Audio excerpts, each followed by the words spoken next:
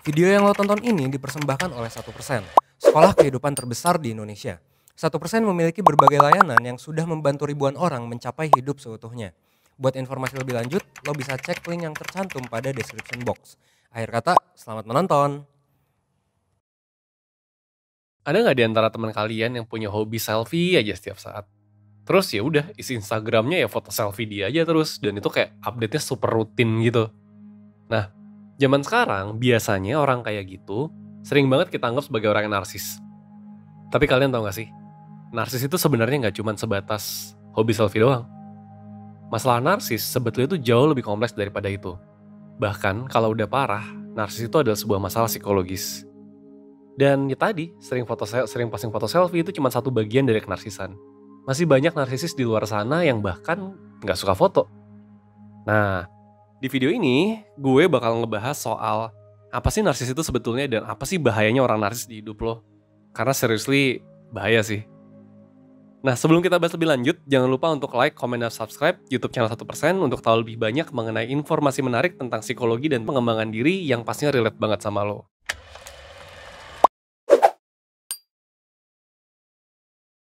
Kalian pasti sering nih denger atau bahkan ngucapin kata narsis. Bahkan, orang yang tingkat narsisnya berlebihan biasanya didiagnosa dengan gangguan kepribadian narsisistik.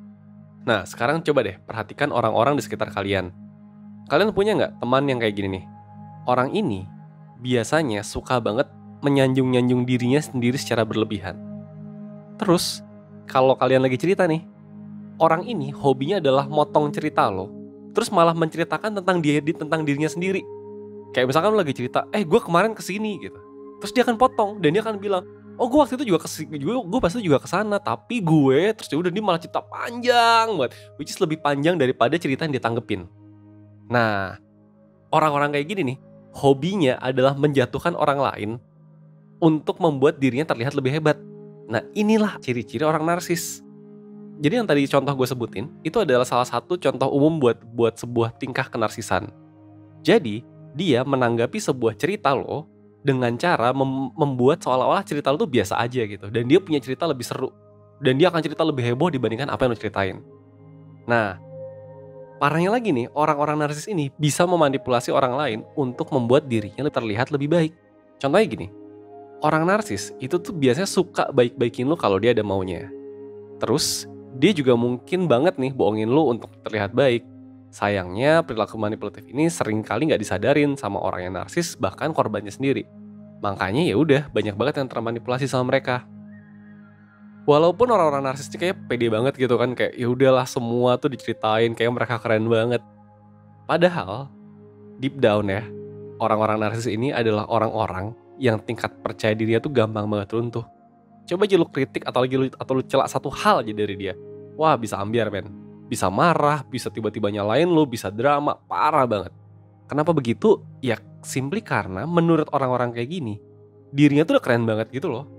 Kita sebagai manusia tuh kita pasti sadar lah, kita punya kekurangan dan kita punya kelebihan. Dan itu yang bikin kita menjadi manusia yang seimbang gitu kan. Oh ya, gue tahu gue kurangnya di mana, tapi gue tahu gue lebihnya di mana. Kita harus mengakui gitu. Kita punya kelemahan, kita punya kelebihan. Orang-orang narsis ini tidak mau menerima atau berusaha menolak kekurangannya. Jadi begitu lo ingetin kalau mereka tuh punya kekurangan, wah gila, runtuh men. Ditambah lagi, orang narsis biasanya bangga kalau dia tuh narsis. Mereka tuh suka gak sadar kalau sebenarnya kenarsisan mereka tuh bisa jadi ganggu banget buat orang lain. Kadang sulit buat mereka untuk membedakan narsis yang berlebih dan percaya diri. Kalau menurut DSM, edisi kelima, gangguan narsisistik sendiri ditandai dengan kondisi orang yang menganggap dirinya jauh lebih penting dibandingkan orang lain. Punya kebutuhan yang tinggi untuk dipuji atau dibanggakan, namun punya kepedulian yang rendah terhadap orang lain. Bahkan, orang yang narsis gak ragu untuk memanipulasi dan menjatuhkan orang lain demi terlihat baik. Gimana? Apakah kalian punya teman yang sesuai sama ciri-ciri yang barusan kita bahas? Nah, atau jangan-jangan, yang narsis di hidup lo bukan cuma sekedar teman. Mungkin juga keluarga lo, orang tua lo, atau mungkin juga pasangan lo. Dan kalau lo baru sadar sekarang bahwa ternyata ada orang penting di hidup lo yang dia tuh ternyata narsis dan suka manipulasi lo, dan dia suka menjatuhkan lo, tenang men, emang gak nyaman banget sih. Secara gak langsung dampaknya bisa buruk banget buat orang di sekitarnya. Dari banyak artikel yang kita review, bahkan tuh dibilang bahwa kepercayaan diri kita bisa turun karena terlalu sering direndahkan oleh mereka. kita juga bisa jadi merasa kalau diri kita jadi nggak penting dan nggak pernah didengar. Belum lagi perasaan kesal karena harus sabar waktu ngadepin mereka. Nah, kalau temen jelas ya, kayak gitu contohnya. Kalau temen tuh contohnya adalah kalau misalkan lo ngobrol sama mereka, kemudian mereka akan nimbalin dengan sesuatu yang lebih hebat. Nah, kalau di lingkup personal, ya misalkan tadi ya di keluarga atau misalkan dia adalah pasangan lo, ini gampang banget liatnya. Mereka adalah orang yang kayaknya nggak pernah bisa salah aja gitu.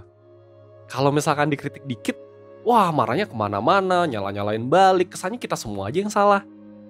Nah, kalau misalkan lo punya orang-orang kayak gini di hidup lo, menurut gue, lo harus belajar sih cara ngadepin mereka. Karena kalau enggak, seperti yang tadi kita bahas, pelan-pelan, rasa percaya diri lo, self-esteem lo, itu bisa jadi ambiar. Kenapa? Karena lo setiap saat berurusan sama orang-orang ini, dan lo dibikin merasa gak penting aja. Kenapa? Karena semua itu soal diri mereka, bukan soal lo. Kalau ngobrol sama mereka, itu bukan soal dengerin lo. Soal gimana caranya lo dengerin mereka. Nah, gimana cara ngadepin mereka? Yuk kita bahas. Pertama, kalian bisa mulai dengan kenal dulu ciri-ciri narsis itu dan nerima kalau orang di hidup kalian itu emang narsis. Tapi nerima di sini maksudnya bukan menerima oke, gua rangkul lo segala macem, tapi adalah lo harus sadar dulu, oke, orang ini narsis. Oke, ada orang narsis di hidup gue dan gue harus do something karena kalau misalkan gue terus-menerus berurusan sama dia, bisa ambiar hidup gue. Yang kedua, jadi karena tadi gue udah bilang ya, narsis itu sebetulnya masuk ke dalam gangguan kepribadian. Jadi butuh penanganan profesional untuk ngilangin narsis pada diri seseorang. Jadi, daripada lo berharap bahwa si orang narsis di hidup lo ini, mungkin bisa jadi cuma teman, mungkin bisa jadi orang dekat lo gitu, bisa berubah, mendingan gak usah mencoba. Kenapa? Karena emang butuh orang terlatih untuk bisa ngebantu orang keluar dari sifat narsisnya. Lo bukan orang terlatih, jadi kemungkinan besar lo gak bisa. Nah, yang bisa lo lakukan adalah lo ubah cara lo dalam menghadapi mereka. Salah satunya, lo bisa lebih tegas ke mereka. Tegas tuh bukan marah-marah ya, tapi lo bisa dengan memasang batasan personal antara lo sama orang ini. Jelasin apa aja yang lo mau, dan lo jelasin apa aja yang lo gak suka gitu dari mereka. Misalnya gini, lo tuh boleh banget bilang ke orang itu bahwa lo tuh juga perlu dihargai, bahwa lo tuh juga manusia, dan lo sama orang itu tuh sederajat sebetulnya. Nggak ada tuh, dia bukan orang paling penting sedunia, dan lo bukan orang paling receh sedunia, ya. Jadi dia tidak punya hak apapun untuk terus-menerus ngejatuhin lo supaya dia terlihat lebih baik aja. Tapi kalau lo emang ngerasa ngadepin orang narsis itu berat, lo selalu punya opsi kok untuk pergi dari mereka. Karena ya kadang kita sendiri suka nggak sadar kalau kita punya orang narsis gitu dalam hidup kita. Dan itu dampaknya bisa buruk ke diri kita, bahkan sampai jangka panjang, mulai dari stres sampai merambat ke masalah lainnya.